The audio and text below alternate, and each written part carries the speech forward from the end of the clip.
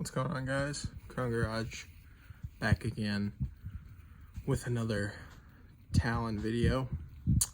In this video, I am going to be doing something that I don't think many people have really put much out there about, but we got a custom washer fluid reservoir for the 2G Talon that we're going to be doing. So this is a Dorman coolant overflow reservoir. Now, I'm going to be making this kind of tucked and hidden away. So it had a nipple on the bottom. I heated it up, closed it, JB welded over it. You're not going to be able to see that. And this bracket on the bottom is going to be getting cut off. Won't be needing that. Just going to be using the top two. So I'm going to kind of go over what I'm going to do, and hopefully this helps some people out. Maybe you guys wanted to do the same thing, because the factory ones are in a terrible spot in my opinion. And mine didn't start leaking, but one of the nipples came off of it and it spilled all the washer fluid everywhere. So I had to take it out anyway. I've been wanting to do this for a while. There's plenty of room, so we're gonna get her done. So here's your factory tank. She's obviously crusty. So if my camera would focus, this sits down on the bottom like this. The pumps go right there. The level sensor goes in the bottom right there. Pretty simple. It's two pumps, one pump for the rear, one pump for the front. I'm gonna keep it that way. We're just downsizing the tank quite a bit, and we're gonna make it work though. So not exactly sure how I'm gonna do the level sensor, but I would like to make it work still, so I'm gonna try my best to do that. So here's our two pumps. These are just regular side feed pumps, just right in. They got these little grommets, obviously that's what seals them. Here's your level sensor. This is supposed to go on the bottom. It's just like a fuel level sensor. It's got a little float in it you can see moving. And then obviously same thing, grommet. So I'm gonna try to get all these holes drilled out in this new tank, and hopefully it turns out. And honestly I think I'm just gonna drill this out so you won't be able to see it anymore because it's ugly. But I'll show you guys the plan after I make sure that I can do all this. This is cheap enough to where if I screw it up, I'm likely going to try to just get another one and do it again. But hopefully it works first try. But I got this through my work. I get it for cost plus 10%, so it was like $8. Or no, it was $8 cost. It was like $10. So not bad.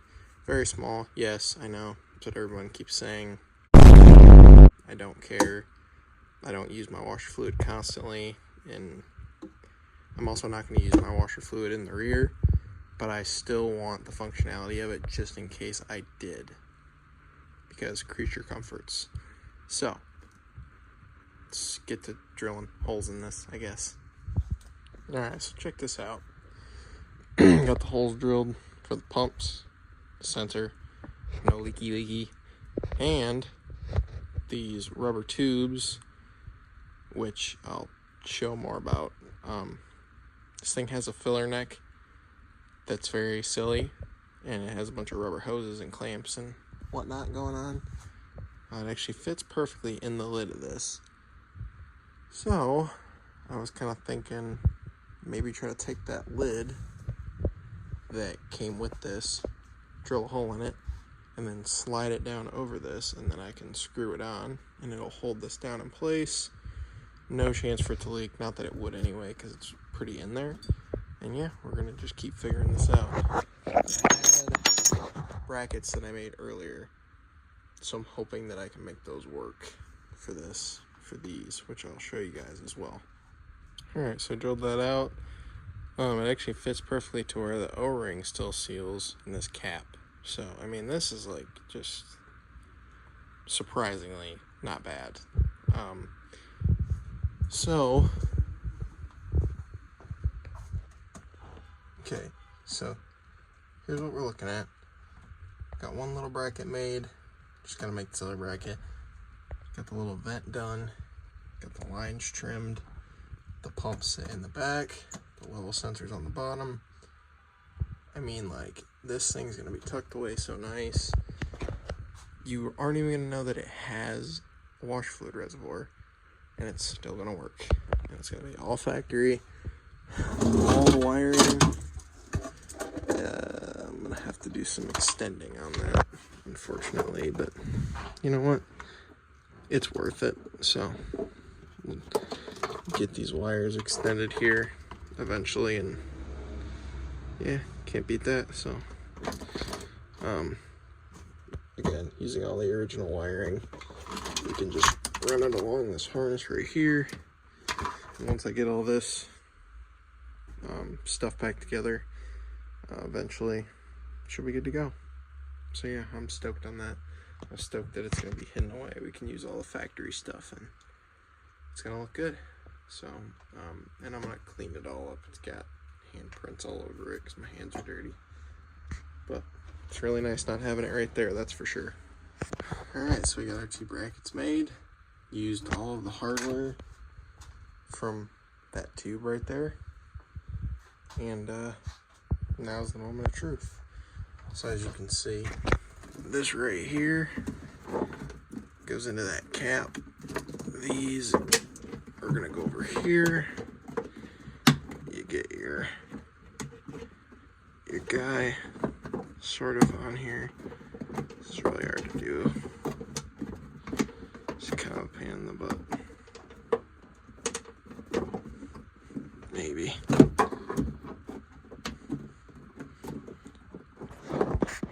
That was a struggle. So yeah, like nothing's kinked or anything. Here's your little connector for the level sensor. It realistically is probably pretty close to reaching, but sorry, I'm not even filming. I'm just looking over here, not paying attention. So yeah, looking pretty good. All harnesses have been extended. Perfect.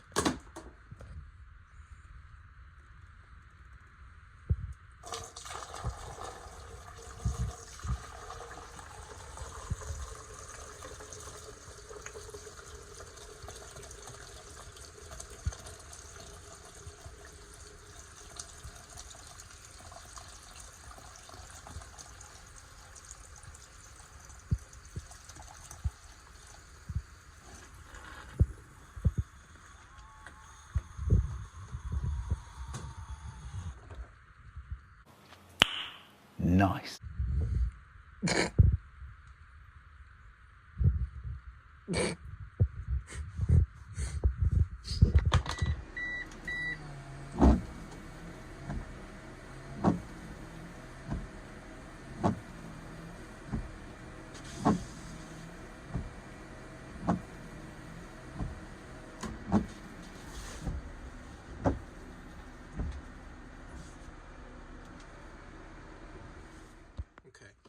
So, had some technical difficulties before. I just want to explain to you guys this last portion here of what I did so you can see. That kind of looks shiny. It is because I used some silicone RTV that's clear and got it on there. Smeared on the inside of here, smeared it on the rim of this, and then just bloop, stuck it in there. So hopefully that'll dry nice, and then when you do fill this, if it does happen to come up into here, it's not going to leak out the sides, because obviously when you have this panel back in there, it would be kind of a pain to have to take all that back out. So that's kind of what I thought of. So really, after that, there's not much else that really needs done. These are going to be painted black, get those looking nice. And then really other than that, the only other thing that I've done since the last clip that you saw is my pumps were actually not really pumping. So I took and did some universal pumps and made a whole harness that with a 4-pin connector. So I can get some pictures in here for you. And then other than that, the only issue I'm really having is the rear is working, but the front isn't. I think I just got a clogged line or something. So that's pretty much it. I'm hoping the sealant idea works. By the time this video gets posted, I will put in the video, let you know if it works or not, because I'll fill this up all the way once I know this is dry, and we'll see if it comes out of there.